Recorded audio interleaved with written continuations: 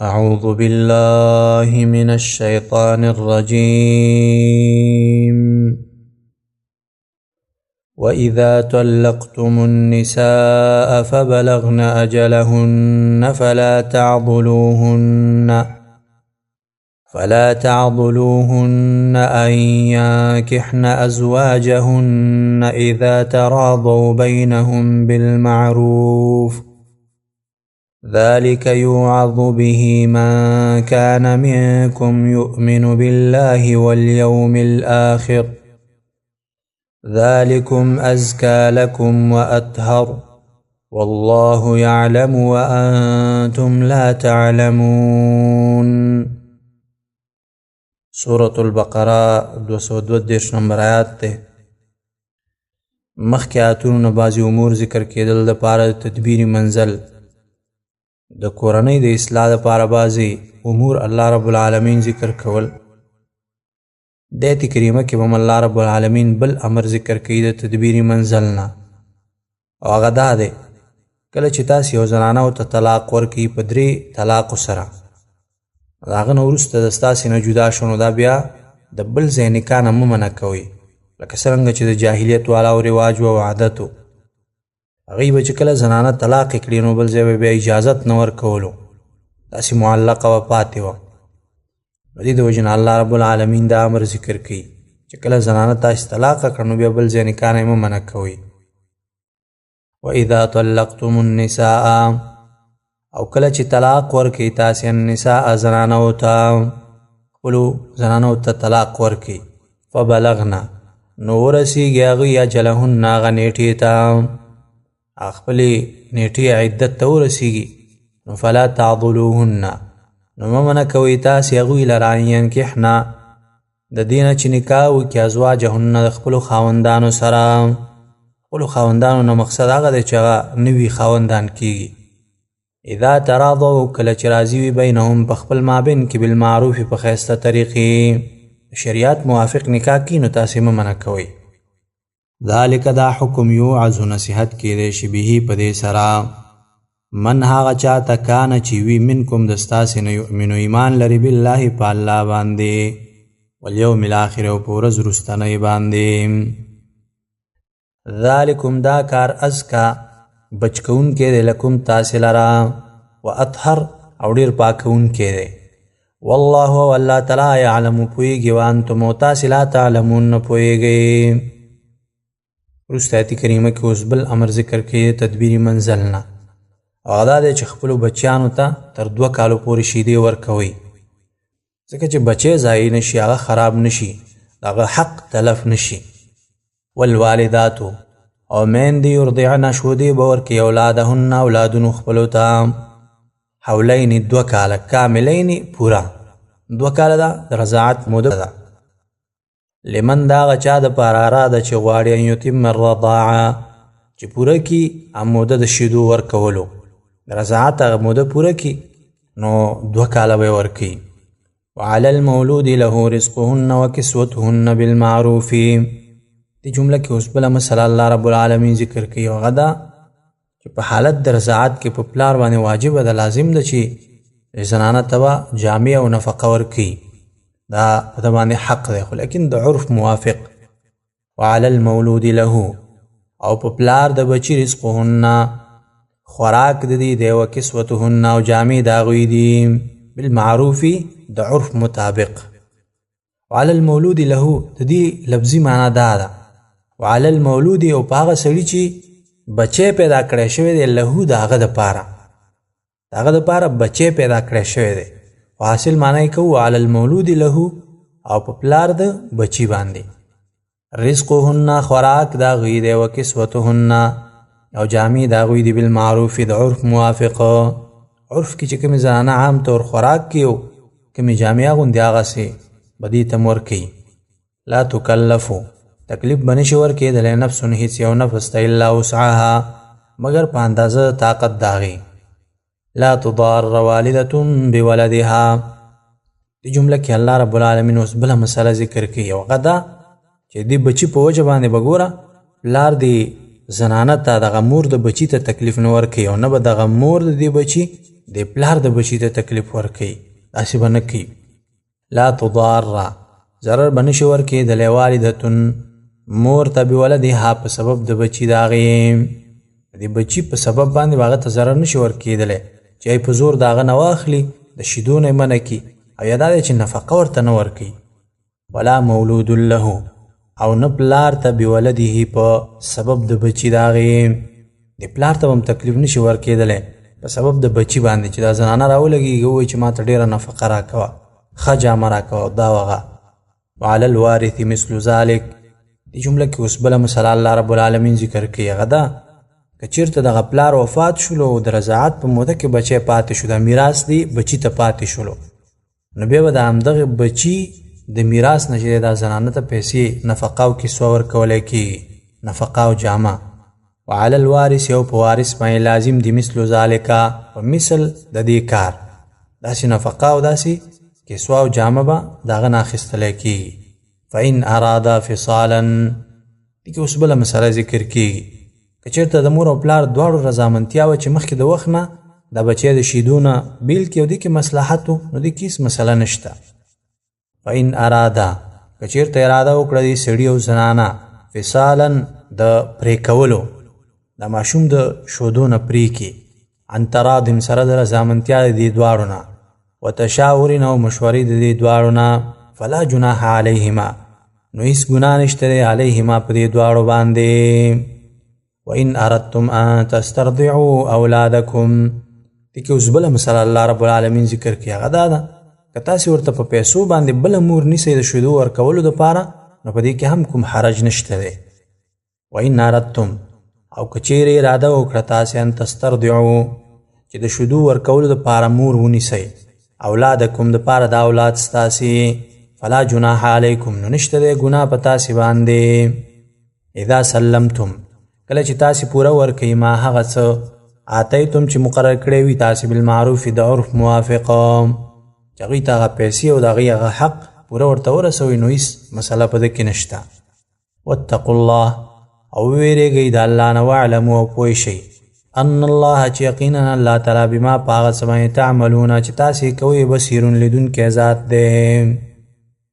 والذین یتوفون منکم ویذرون ازواجا دې کریمه کې اوس بل امر ذکر کوي او هغه د متوفى عنها زوجها عدت دی هغه زنانه چې خاوند ورنه وفات شي هغه عدت دی. جاهلیت والاو کې ډېر یو خراب رواج یو کال به یو ځان ته کوټه کې زنانه اچوله کله به چې خاوند وفات شلو الله رب العالمین د هغې عدت 4 میاشتې او 10 ورځې ذکر کوي چې دا د عدت دی ډول ښایست به نه کوي نور د عامو خلکو سره کېناستلی شي پخلی مخلی کولی شي او داسې نور. والذین او هغه کسان یتوفون چې مړه کړلی شي منکم د ستاسې نه وفات کړی شي الله تېنه روح واخلي ویذرون او پرېږدي ازواجا بیبیانې یتربصن انتظار به کوي بانفسهن په خپلو ځانونو باندې 4 اشهر 4 میاشتې و10 او 10 شپې د هغې عدت دا دی چې دوی به 4 میاشتې او 10 شپې انتظار به کوي. فاذا بلغن کله چې ورسیږي دوی اجلهن هغه نیټې خپلې ته فلا جناح نو نشته دی ګناه علیکم په تاسې باندې فیما په هغه څه کې فعلنا چې کوي دوی فی انفسهن په باره د ځانونو خپلو کې بالمعروف په نیکه طریقه د شریعت موافق چې د دوی نکاح کوي نو تاسې باندې څه ګناه نشته دی. والله والله تعالی بما تعملون په هغه څه باندې چې تاسې کوئ خبیرون خبردار ذات دی. ولا جناح علیکم فیما عرضتم به من خطبة النساء دې کریمه کې الله رب العالمین بل امر ذکر کوي تدبیر منزلنا هغه دا دی چې ګوره د عدت په حالت کې به تاسې ګوره د نکاح عقد نه کوئ او دارنګه د نکاح وعده به هم نه کوئ ولیکن تعریض کولی شي چې په اشارو کې یو زنانه ته خبره وکړي چې زما د ستا په شان ته یوې نیکې زنانه سره د نکاح کولو اراده ده نو تعریض کولی شي خو لیکن وعده د نکاح او عقد د نکاح د په عدت کې نشي کولی. ولا جناح او نشته دی ګناه علیکم په تاسې باندې فی ما په هغه الفاظو کې عرضتم چې اشارې کوي تاسې به په هغې سره من خطبة النساء د غوښتلو د زنانو نه چې هغه زنانه ته اشارتن ووایي او د هغه د غوږه یې تېره کړي چې زما هم داسې یوې نیکې ښځې ته ضرورت دی او یوې نیکې زنانه سره غواړم نکاح وکړم نور به تصریح نه کوي، وعده به نه کوي. او اکننتم یا پټ ساتي تاسې فی انفسکم په زړونو ستاسې کې، معنا دا زړه کې وساتي چې دې زنانه عدت ختم شي نو بیا به زه سره نکاح وکړم. علم الله انکم ستذکرونهن، دې جمله کې الله رب العالمین څخه وجه او علت د جواز د تعریض ذکر کوي چې الله رب العالمین د تعریض او په اشارو باندې د خطبې اجازه ولې درکړه، که الله رب العالمین ته معلومه و چې تاسې به دې یادوئ. علم الله معلوم و الله تعالی ته انکم چې یقینا تاسې ستذکرونهن یادوئ به دوی لره، دوی به یادوئ په زړونو کې، نو په دې خاطر الله رب العالمین درته اجازه درکړله. ولکن لا تواعدوهن سرا، لیکن لا تواعدوهن وعده مه کوئ د دوی سره سرا په پټه سره، معنا دا ده چې په پټه د نکاح وعده ورسره مه کوئ چې عدت دې تیر شي نو ما سره به نکاح کې. الا ان تقولوا مگر که ووایئ تاسې قولا وینا معروفا نیکه، نیکه وینا څه شی ده؟ همدغه تعریض دی چې په اشاره کې ووایې. ولا تعزموا مکله کوئ عقدة النکاح هغه غوټه د نکاح حتی تر دې پورې یبلغ الکتابو چې ورسیږي عدت اجله آخري نیټې ته، خپلې نیټې ته عدت ورسیږي تر هغه پورې هغه غوټه د نکاح به نه کلکوئ، معنا دا ده چې نکاح به نه تړئ. واعلموا پوه شئ ان الله چې یقینا الله تعالی یعلمو پوهیږي ما په هغه څه باندې فی انفسکم په زړونو د ستاسې کې دي، فاحذروه نو ویره وکئ د هغه نه. واعلموا پوه شئ ان الله چې یقینا الله تعالی غفور بخنه کوونکی حلیم صبرناک ذات دی. لا جناح علیکم ان طلقتم النساء ما لم تمسوهن، دې کریمه کې الله رب العالمین بل امر ذکر کې تدبیر منزلنا، او حاصل او خلاصه دا ده چې طلاق ورکول هغه زنانو ته چې هغه سره دخول نه شوی، نکاح ورسره شوی دخول ورسره نه دی شوی، کورواله ورسره نه دی شوی، هغوی ته طلاق ورکول دا جایز دی. ولیکن مسله دا ده که هغوی دپاره چېرته مهر تعیین شوی نه و، مقرر شوی نه و چې ستا دومره مهر دی، نو هغوی ته باسې جوړه جامه ورکولی کېږي او فایده سیز به ورکولی کېږي. او که چېرته مهر ورته مقرر شوی و چې دومره ستا مهر دی، نو هغه ته به بیا نیم مهر ورکولی کېږي.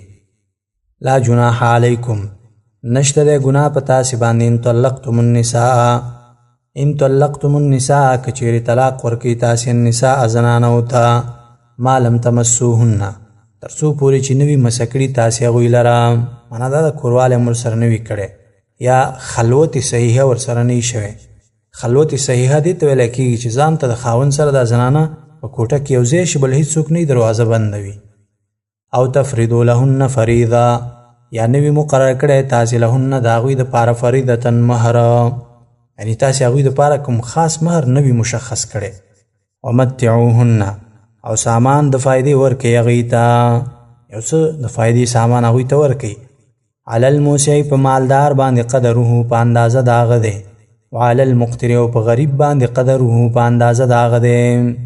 معنا دا ده چې مالدار دی د خپلې وسې مطابق چې څومره وسه کېږي هغومره جوړه جامه او فایده ورکړي، او دارنګه فقیر دی د خپلې فقیرۍ او غریبۍ اندازه باندې یو څه ورکړي. متاعا بالمعروف متاعا فایده ورکول دی بالمعروف په ښایسته طریقې، حقا دا لازمه ده علی المحسنین په احسان کوونکو باندې. وان طلقتموهن من قبل ان تمسوهن، دې کې اوس هغه دویم صورت ذکر کوي، هغه صورت چې کله مخکې د دخول د زنانه نه هغه ته طلاق ورکېدلی شي خو لیکن هغه دپاره مهر مقرر شوی وي، هغې ته به نیم مهر ورکولی کېږي.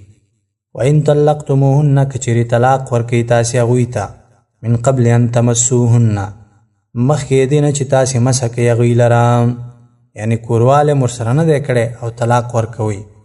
وقد فرضتم او حال دا دی چې مقرر کړی دی تاسې لهن د هغې دپاره فریضة مهر مقرر، تاسې معلوم مهر هغوی دپاره مقرر کړی دی.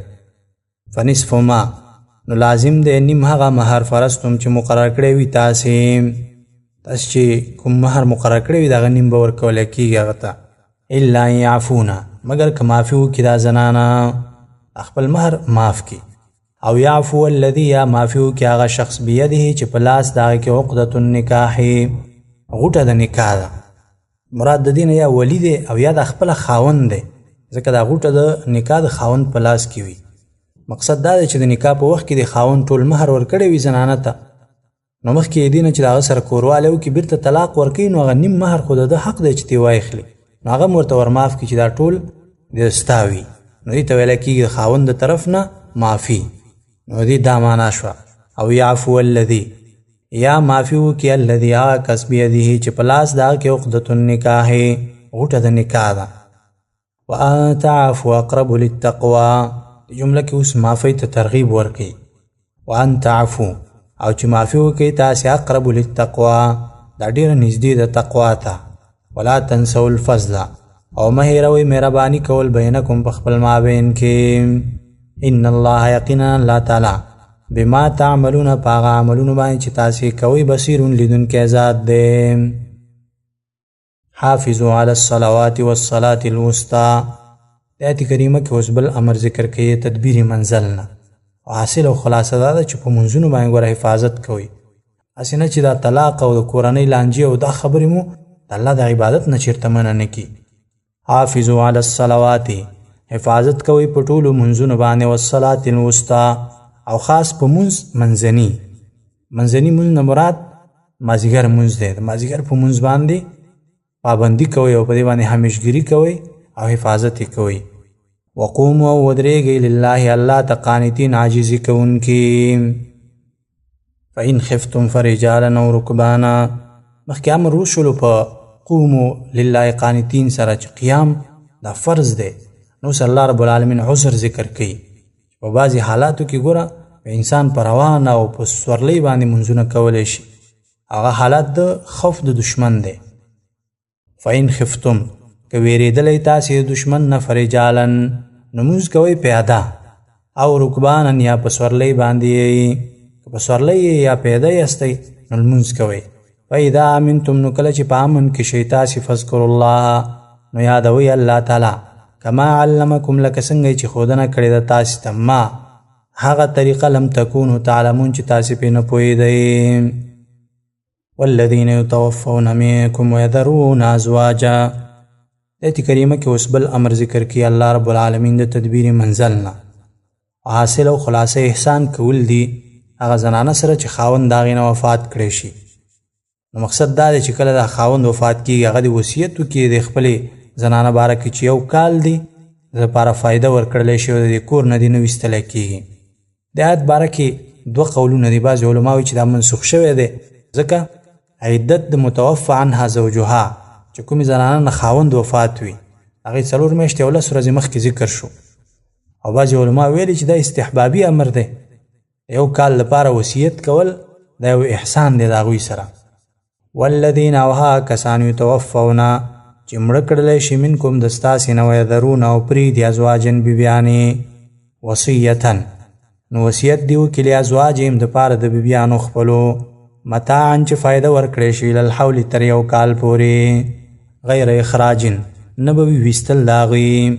فإن خرجنا، که چېرته ووتلې په خپله خوښه باندې، فلا جناح علیکم، نو نشته دی ګناه په تاسې باندې، فیما په هغه کارونو کې فعلن چې کوي دوی فی انفسهن په باره د ځانونو خپلو کې، من معروف د نیک کار نه. والله، الله تعالی عزیز زورور دی، حکیم حکمتونو والا ذات دی. وروسته آیت کریمه کې بل امر ذکر کوي الله رب العالمین د تدبیر منزل نه، او هغه عام احسان کول دي د ټولو مطلقاتو سره.